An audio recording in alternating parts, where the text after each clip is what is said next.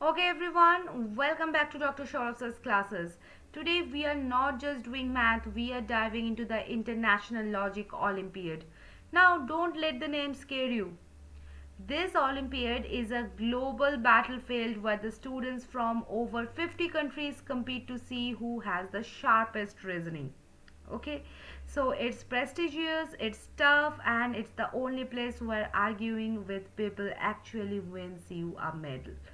So let's read the question. Logical entailment. Consider these two premises. Number one, all A are B. Number two, some B are C. Now the question is, does it logically flow that some A are C? Yes or no? Okay, so let's discuss this.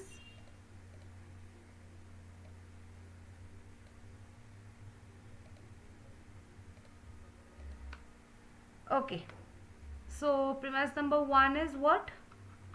All A are B.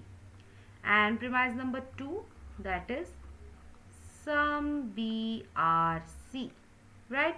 And the question is, does it logically flow that some A are C? Now most of the people would say yes because it feels right, but in logic feelings are for the Hallmark movies. So we only care about the hard truth.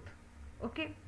Now in logic, follows means must be true in every possible universe.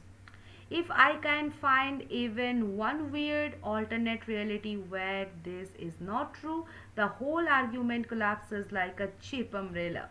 So let's draw it. All A are B. This is A and this is B. Then some B are C.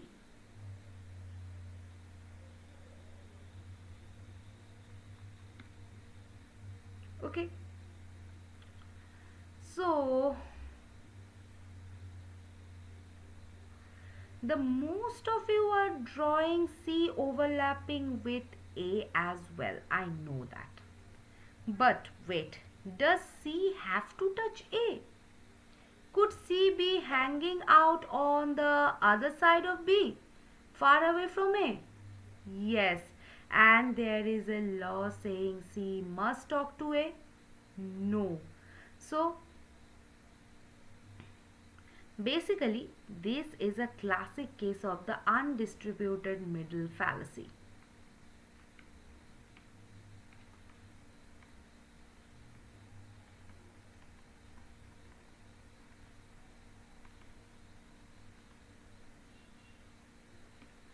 So in a logic, the middle term, which is the B here, is the bridge between A and C. Now, for a conclusion to be certain, the middle term must be distributed, meaning it refers to everyone in that group at least once. So, in all A or B, we know everything about A, but we don't know everything about B. And in some B or C, we only know about some of B. Since we never captured the whole of B, the bridge is more broken. So, A and C are like two people in the same giant mall who never actually meet. Still confused? Let's swap the letters. Okay, so premises 1, like all ninjas are humans. True, mostly. Now for the premises 2, the some humans are toddlers. Also true. So will the conclusion be, does it follow the same, some ninjas are toddlers? No. While a toddler ninja would be a cinematic masterpiece, it is not logically necessary, right?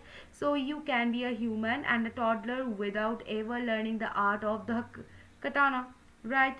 So the ninjas are the toddlers. Ninjas and the toddlers both live in the human house, but they are in different rooms.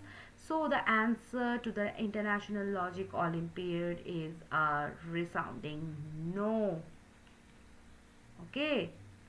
So it does not logically follow. Just because two things share a mutual friend doesn't mean they are dating. Okay. So in logic, maybe equals to no. If it is not 100% certain, throw it. Okay, and we have solved this question. Okay, so I hope this is clear to you. So we will meet at the next session, guys, with a new question, with a new logic. Till then, guys, bye bye and see you soon.